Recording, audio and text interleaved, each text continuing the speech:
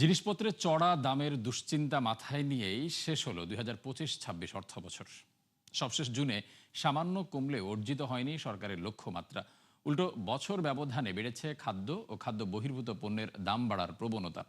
তাই আগামীতে আরও বেশি বাস্তবমুখী হওয়ার পরামর্শ দিয়েছেন বিশ্লেষকরা। রাকিব আল জাবেদের রিপোর্টস। গেল কয়েক বছর ধরেই চড়া মূল্যস্ফীতির চাপে পিষ্ট দেশের মানুষজন। ফলে বড় একটা জনগোষ্ঠীকে রীতিমতো যুদ্ধ করতে হচ্ছে আয় ব্যয়ের হিসাব মেলাতে। কেননা দামের সাথে পাল্লা দিয়ে বাড়েনি মজুরির হার। জীবনযাত্রার এই দুর্দশার চিত্র আরও স্পষ্ট হয়ে উঠল বিবিএস প্রকাশিত সবশেষ ভোক্তামূল্য সূচকেও।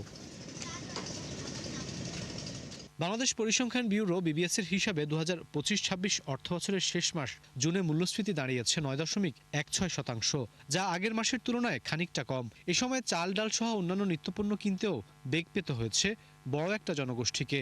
হিসাব অনুযায়ী এই সময়ে খাদ্য মূল্যস্ফীতি সোয়া ১% বাড়লেও খাদ্যের বাইরে বেড়েছে 0.24 পয়েন্ট, যাতে সবচেয়ে বড় বিপাকে পড়েছেন খেটে খাওয়া মানুষজন। উচ্চ মূল্যস্ফীতির উপরে আবার উচ্চ মূল্যস্ফীতি হচ্ছে, সুতরাং মূল্য স্তরটা অনেক উপরে থেকে যাচ্ছে এবং এটার ফলে সাধারণ মানুষের ক্রয় ক্ষমতার উপরে তো একটা নেতিবাচক প্রভাব পড়ছে আমরা দেখছি।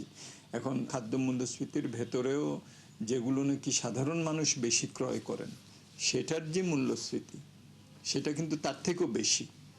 এই সবটা মিলে সাধারণ মানুষের উপর একটা চাপ সৃষ্টি হয়েছে। উচ্চ মূল্যস্ফীতি কিন্তু বিশেষ করে আমাদের দরিদ্র এবং স্বল্প আয়ের যে জনগোষ্ঠী তাদের জন্য কিন্তু একটা বড় একটা সমস্যা সম্মুখীন করেছে। খাদ্য মূল্যস্ফীতি এই বছর আমাদের কিছুটা ভোগাতে পারে, কারণ হলো যে এর ভাওরের যে ধান সেগুলো তো প্রায় ৯০% নষ্ট হয়ে গেছে। তো ওইটা আমাদের একটা ফুড বাস্কেট, হ্যাঁ, তো এই রাইস বাস্কেটের উপরে চাপ তৈরি হয়েছে। সুতরাং আমাদের যে অল্টারনেটিভ সোর্সিং সেটা করতে হবে। বিবিএসের হিসেবে বছরের শেষ দিকে এসে সবচেয়ে বড় ধাক্কা লেগেছে গ্রামাঞ্চলের মানুষের ওপর। বছর ব্যবধানে খাদ্য মূল্যস্ফীতি ১.৫% বাড়ার পাশাপাশি সাধারণ মূল্যস্ফীতি সোয়া ৯% ছুঁই। এ সময় খাদ্য মূল্যস্ফীতিও বাড়তি দুশ্চিন্তা বাড়িয়েছে শহরের মানুষের, যাতে স্পষ্ট কাজে আসেনি সরকারের বাজার নিয়ন্ত্রণের ঘোষণাও মূল্যস্ফীতির লক্ষ্যমাত্রা। আমাদের শুধু মুখে বললেই হবে না যে মূল্যস্ফীতি কমাবো আমরা, কিন্তু আমাদের এখানে স্টেপ বাই স্টেপ, একটা হলো যে মার্কেট মনিটরিং, আর একটা হচ্ছে যে আমাদের এনার্জি প্রাইস সেটা ডাউনওয়ার্ড ডিভিশন, মানে এটা নিম্নমুখী সংশোধন যদি না হয় তাহলে সেক্ষেত্রে উৎপাদন খরচটা বেশি থাকবে। মুদ্রানীতি দিয়ে আমরা মূল্যস্ফীতিকে নিয়ন্ত্রণে আনতে পারবো না। আমাদেরকে এখানে তো প্রথম কথা হলো সরবরাহটা আমাদের বাড়াতে হবে, আমাদের বিনিয়োগে চাঞ্চল্য আনতে হবে। সো এইটা একটা দিক আছে। দ্বিতীয় দিক যেটা, সেটা হলো বাজার ব্যবস্থাপনা। সবচেয়ে যারা কম আয়ের মানুষ, প্রান্তিক উপান্তিক মানুষ, তাদেরকেই তো বেশি এটা এফেক্ট করে। তো তাদের জন্য যদি আমরা আয়বর্ধক বিভিন্ন কর্মসূচি নেই, যেটা নাকি সরকার নেওয়ার চেষ্টা করছে, সেইভাবে তারা এটা একটা তাদেরকে স্বস্তি দেওয়ার চেষ্টা করছে। পরিসংখ্যান ব্যুরোর হিসাবে সবশেষ ২০২৫-২৬ অর্থবছরের গড় ও খাদ্য মূল্যস্ফীতি গেল বছরের তুলনায় কমেছে প্রায় ১.৫% মতো। আর চলতি অর্থবছরের বাজেটে মূল্যস্ফীতি নামানোর লক্ষ্য ৭.৫%। রাকিব আল জাবেদ, ৭১, ঢাকা। টাকা না দিলে বিদ্যুৎ সরবরাহ বন্ধ রাখেন বেসরকারি কেন্দ্র মালিকরা। তাই বাধ্য হয়ে দাম বাড়িয়েছে সরকার। ক্যাবের এক অনুষ্ঠানে মন্তব্য করেন বিদ্যুৎ ও জ্বালানি মন্ত্রী ইকবাল হাসান মাহমুদ। এ সময় ভুতুড়ে বিলকে একটি ভুল ধারণা হিসেবে দাবি করেন মন্ত্রী। অনুষ্ঠানে ক্যাবের জ্বালানি উপদেষ্টা বলেন, সাধারণ গ্রাহকের স্বার্থ উপেক্ষা করে কেবল বিনিয়োগ ও উৎপাদন নিশ্চিত করলে চলমান সংকট দূর হবে না। আরও জানাচ্ছেন রাকিব হোসেন। গেল জুন থেকে বিদ্যুতের বাড়তি দাম গুনছেন গ্রাহকরা, তবুও দূর হয়নি লোডশেডিং। উল্টো সংকট বেড়েছে রাজধানী ও বিভাগীয় শহরের বাইরে। সঙ্গে যোগ হয়েছে ভুতুড়ে বিলের চাপ, জানিয়ে চরম অস্বস্তিতে সাধারণ মানুষ। ক্যাবের এক অনুষ্ঠানে বিদ্যুৎ ও জ্বালানি মন্ত্রী জানান, টাকা না দিলে বিদ্যুৎ সরবরাহ বন্ধ রাখেন বেসরকারি কেন্দ্র মালিকরা, ফলে বাধ্য হয়েছেন দাম বাড়াতে। এছাড়া ভুতুড়ে বিলকে একটি ভুল ধারণা হিসেবে আখ্যা দেন মন্ত্রী। আমার 80% জেনারেশন হলো প্রাইভেটের হাতে এবং সেটা খুব উচ্চ মূল্যে ক্রয় করা হয়েছে।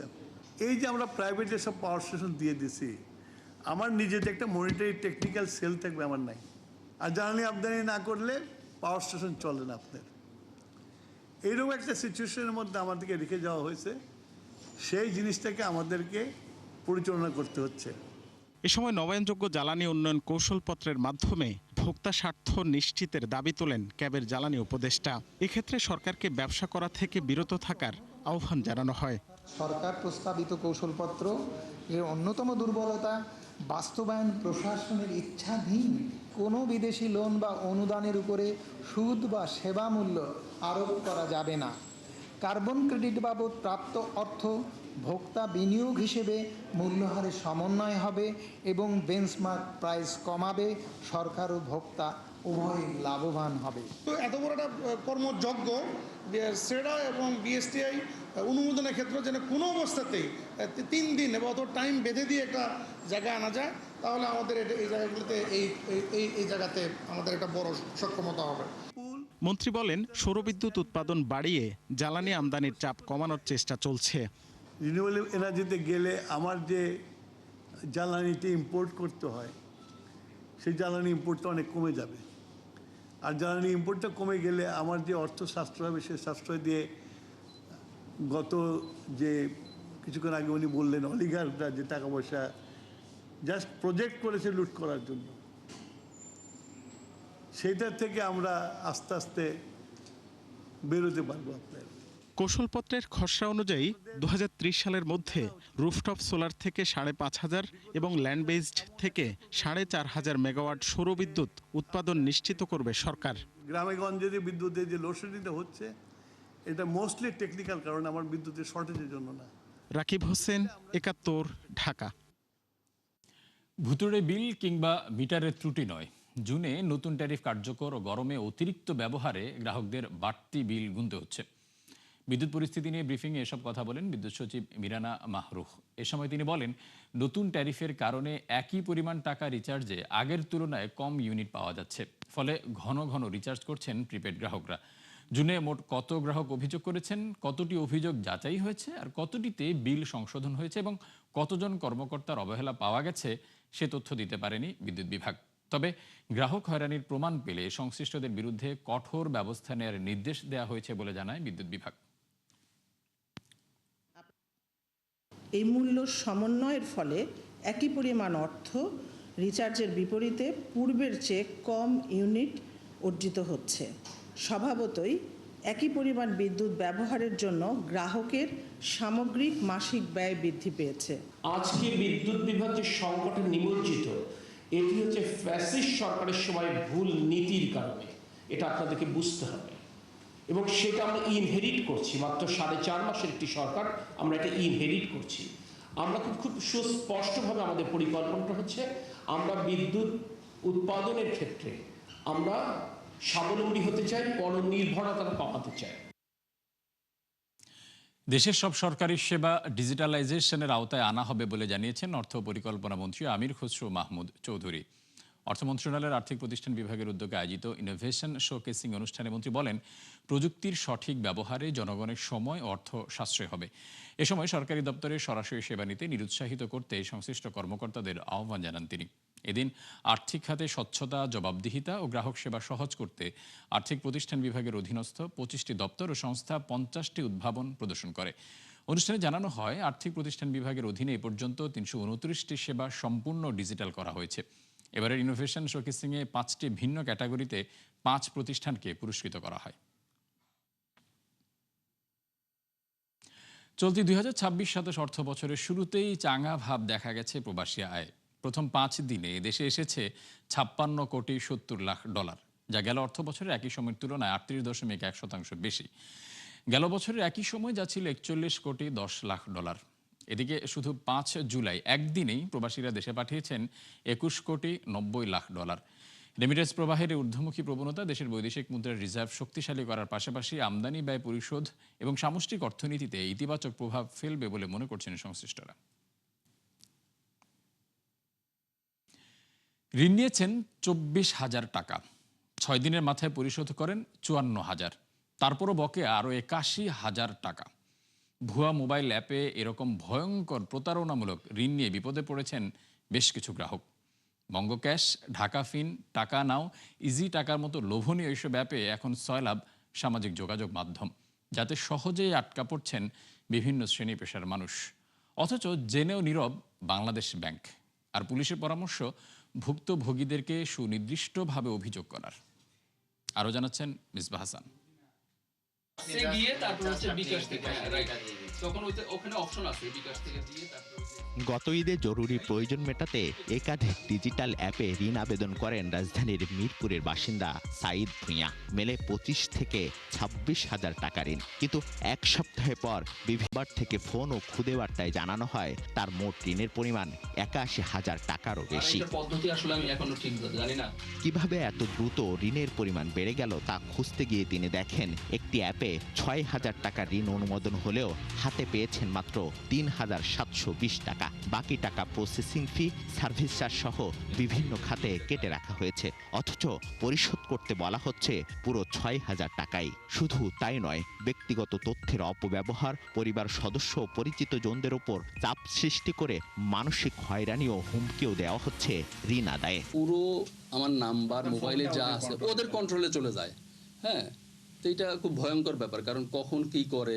সামাজিক যোগাযোগ মাধ্যমে এখন 6 লাভ ঋণ অ্যাপের বিজ্ঞাপনে বঙ্গ ক্যাশ, ঢাকা ফিন, টাকা নাও, ইজি টাকা, ফিন ক্যাশ, সাথী লোন, আশা লোন, সুবিধা লোন সহ একাধিক ডিজিটাল অ্যাপের সন্ধান মিলেছে, যদিও এসব প্ল্যাটফর্মের কোনো অনুমোদন নেই। ভুক্তভোগীদের অভিযোগ, ঋণ আবেদন করার সময় বিভিন্ন পারমিশন ও ফিশিং লিঙ্কের মাধ্যমে ব্যবহারকারীর মোবাইলের তথ্য নিয়ন্ত্রণে নেওয়া হয়। পরে এই তথ্য ব্যবহার করেই শুরু হয় চাপ সৃষ্টি ও অর্থ আদায়ের চেষ্টা। আপনার সব নাম্বার কিন্তু আমার কাছে আছে, সবাইকে ফোন করব। যারা বৈধ প্রতিষ্ঠানরা কখনো এইভাবে ধমক দেয় না, ওরা ফোন দিলে আমি যোগাযোগ করতে পারি, এছাড়া আর যতগুলো আমি কাউকে ফোন করতে পারতেছি না।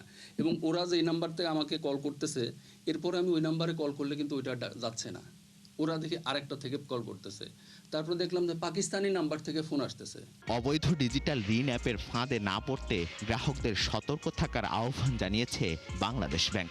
একই সঙ্গে এসব অ্যাপের বিরুদ্ধে দ্রুত ও কঠোর ব্যবস্থা নিতে আইন শৃঙ্খলা রক্ষাকারী বাহিনীর প্রতি আহ্বান জানিয়েছেন কেন্দ্রীয় ব্যাংকের মুখপাত্র। এটা যেহেতু বাংলাদেশ ব্যাংক কর্তৃক স্বীকৃত কোনো ঋণ ব্যবস্থা না, এটা যারা করছে এটা একদম নিষিদ্ধ কোনো অর্গানাইজেশন।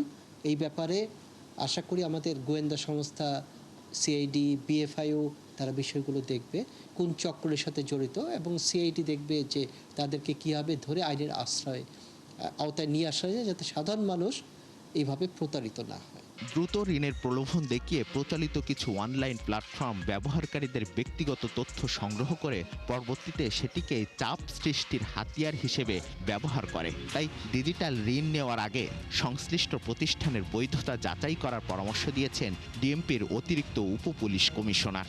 এই ধরনের যদি কেউ প্রতারণার শিকার হন, এই যে অবৈধ লেনদেনের মাধ্যমে, নিকটস্থ থানায় যোগাযোগ করতে হবে। আর থানার থেকে জিনিসটা প্রয়োজনে তদন্ত করার জন্য আমাদের যে সাইবার ইউনিটগুলো আছে, ডিবিতে আছে, সিটিটিসিতে আছে, এসব জায়গায় পাঠানো হয়।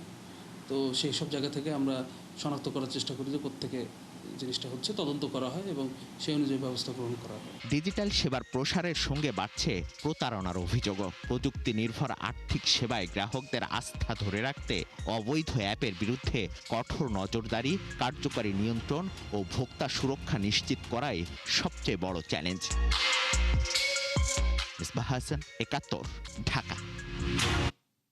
দেশের বাজারে আবারও কমেছে স্বর্ণের দাম। ভরিতে 3,266 টাকা কমে 22 ক্যারেটের জন্য গুনতে হচ্ছে 2,25,290 টাকা। এক বিজ্ঞপ্তিতে তথ্য জানায় বাংলাদেশ জুয়েলার্স সমিতি বাজুস। বলা হয়, আন্তর্জাতিক বাজারে তেজাবি স্বর্ণের দাম কমায় এই সমন্বয় করা হয়েছে। এর 2 দিন আগে গেল শুক্রবারই 4,374 টাকা বাড়ানো হয়েছিল স্বর্ণের দাম। নতুন দাম অনুযায়ী 21 ক্যারেটের প্রতি ভরি স্বর্ণ কিনতে গুনতে হচ্ছে 2,15,142 টাকা, আর 18 ক্যারেটে 1,84,768 টাকা। তবে অপরিবর্তিত রয়েছে রূপার দাম। সনাতন পদ্ধতির প্রতি ভরি রূপার দাম রয়েছে আগের 4,899 টাকা। এলডিসি থেকে উত্তরণের আগে দেশের রপ্তানি খাত বড় ধরনের ঝুঁকির মুখে রয়েছে। তাই সমন্বিত সংস্কার না হলে রপ্তানি বাণিজ্যে টিকে থাকা সম্ভব নয় বলে সতর্ক করেছে গবেষণা প্রতিষ্ঠান র্যাপিড। তাদের তথ্য অনুযায়ী গেল 4 বছরে রপ্তানি প্রবৃদ্ধি কার্যত স্থবির হয়ে আছে। 2025 সালে যেখানে বৈশ্বিক রপ্তানি বেড়েছে 7%, সেখানে বাংলাদেশের প্রবৃদ্ধি মাত্র 2%। একই সময়ে প্রতিযোগী ভিয়েতনামের রপ্তানি বেড়েছে 16.8% এবং কম্বোডিয়ার 17.3%। সংস্থাটির আশঙ্কা, এলডিসি উত্তরণের পর ইউর বাজারে তৈরি পোশাকে 12% পর্যন্ত শুল্ক আরোপ হতে পারে, ফলে ঝুঁকিতে পড়বে $18 বিলিয়ন রপ্তানি। ইরান যুদ্ধের ধকল সামাল দিতে জ্বালানি তেলের কৌশলগত মজুদ ব্যবহার করেছে বহু দেশ। যা পুনর্গঠনের প্রয়োজন $70 বিলিয়ন বেশি অর্থ। এছাড়া এই প্রক্রিয়াটি বেশ সময় সাপেক্ষ হওয়ায় ভবিষ্যতে যে কোনো অস্থিরতায় বিশ্ববাজারে আবারও বাড়বে দাম, জানিয়ে উদ্বিগ্ন বিশ্লেষকরা। নুসরাত মমির রিপোর্ট।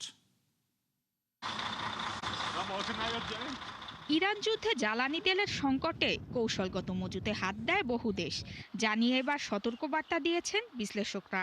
মজুত অনেকটাই শেষ হওয়ায় ভবিষ্যতে নতুন সংকট দেখা দিলে আবারও দ্রুত হারে বাড়বে জ্বালানি তেলের দাম। এছাড়া মজুত পুনর্গঠনে ব্যয় হবে $70 বিলিয়ন বেশি অর্থ। যুদ্ধ শুরুর পর থেকে হরমুজ প্রণালী বন্ধ থাকায় দৈনিক প্রায় 1,40,00,000 ব্যারেল তেল সরবরাহ ব্যাহত হয়, যা প্রতিদিনের বৈশ্বিক চাহিদার 13%-এরও বেশি। গেল 4 মাসে বিশ্ববাজার হারায় 100 কোটির বেশি ব্যারেল তেলের সরবরাহ,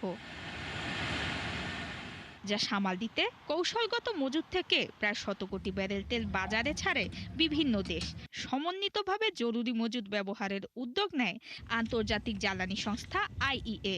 বিশাল তেল মজুত এবং বৈদ্যুতিক গাড়ির ব্যবহার বাড়িয়ে তেলের চাহিদা কমিয়ে আনে চীন। তথ্য বলছে বর্তমান দামে কৌশলগত মজুত পুনর্গঠনে ব্যয় হবে $70 বিলিয়ন।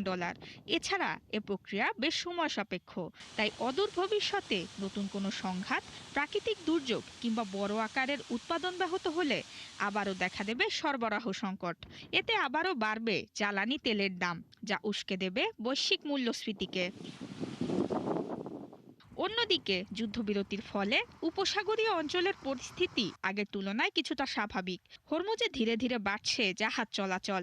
সরবরাহ স্বাভাবিক করতে আগস্ট থেকে দৈনিক 1,88,000 ব্যারেল অতিরিক্ত তেল উৎপাদনের সিদ্ধান্ত নিয়েছে ওপেক প্লাস। তবে যুদ্ধবিরতি চুক্তি চূড়ান্ত না হলে কিংবা হরমুজ প্রণালী পুরোপুরি স্বাভাবিক না হলে এই অতিরিক্ত উৎপাদন কতটা কার্যকরভাবে বাজারে পৌঁছানো যাবে, এ প্রশ্ন থেকেই যায়। নুসরাত মৌমি, 71। বিশ্বের নতুন উচ্চতায় বিলিয়নিয়ারের সংখ্যা বর্তমানে যা পৌঁছেছে 3,302 জনে। বিশেষজ্ঞদের মতে কৃত্রিম বুদ্ধিমত্তার প্রসার ও বৈশ্বিক শেয়ার বাজারে চাঙাভাবেই অতি ধনী সংখ্যা পৌঁছেছে রেকর্ড উচ্চতায়। বিস্তারিত নুজহাত রাহনুমার প্রতিবেদনে। কৃত্রিম বুদ্ধিমত্তার প্রসার ও বৈশ্বিক শেয়ার বাজারের চাঙাভাবে বিশ্বে বেড়েছে বিলিয়নিয়ারের সংখ্যা। বছর ব্যবধানে 13% বেড়ে অতি ধনীর সংখ্যা দাঁড়িয়েছে 3,302 জনে। একই সময় তাদের গড় সম্পদ বেড়েছে 25%। সুইজারল্যান্ডের ব্যাংক UBS এর গবেষণায় উঠে এসেছে এমন তথ্য। সম্পদের দিক থেকে সবচেয়ে এগিয়ে টেসলার প্রধান নির্বাহী ইলন মাস্ক, যার সম্পদের পরিমাণ প্রায় $1 ট্রিলিয়ন। বিপুল ব্যবধানে এর পরেই দ্বিতীয় ও তৃতীয় অবস্থানে গুগলের সহ প্রতিষ্ঠাতা ল্যারি পেজ ও সের্গেই ব্রিন, যাদের সম্পদ যথাক্রমে $294 ও $270 বিলিয়ন। তবে বিলিয়নিয়ারদের সিংহভাগের সম্পদই 50 বিলিয়নের নিচে। 50 থেকে 100 বিলিয়ন ডলারের সম্পদের মালিক 18 জন। এর চেয়ে বেশি সম্পদ রয়েছে 19 জনের, যার মধ্যে যুক্তরাষ্ট্রেরই 15 জন। শীর্ষ ধনকুবেরদের 1,000-এরও বেশি যুক্তরাষ্ট্রের, 562 জন চীনের, 211 জন ভারতের, 193 জন জার্মানির ও 122 জন রাশিয়ার নাগরিক। গবেষণা বলছে চলতি বছর বিলিয়নিয়ারদের মোট সম্পদ বৃদ্ধি বিশ্বের সামগ্রিক সম্পদ বৃদ্ধির হারকেও ছাড়িয়ে গেছে। কেননা একই সময়ে বিশ্বব্যাপী সাধারণ মানুষের গড় ব্যক্তিগত সম্পদ বেড়েছে 10.8%। মূলত বিশ্বব্যাপী কৃত্রিম বুদ্ধিমত্তার প্রসারে এ খাতের কোম্পানিগুলোর বাজার মূল্য বৃদ্ধি পেয়েছে। ফলে এই সংশ্লিষ্ট কোম্পানিগুলোর প্রতিষ্ঠাতা ও শীর্ষ কর্তাদের সম্পদ বেড়েছে দ্রুত হারে। পাশাপাশি AI ভিত্তিক স্টার্টআপগুলো বিপুল বিনিয়োগ আকর্ষণ করায় অল্প সময়েই বিলিয়নিয়ারের তালিকায় যুক্ত হয়েছেন বহু উদ্যোক্তা। নুজহাত রাহনুমা, 71। দর্শক, 71 বিজনেসে এই ছিল এখনকার মতো। সরাসরি সংবাদ অনুষ্ঠান দেখতে চোখ রাখুন 71-এর ফেসবুক পেজ এবং সাবস্ক্রাইব করুন 71-এর ইউটিউব চ্যানেল। থাকুন 71-এর সাথে।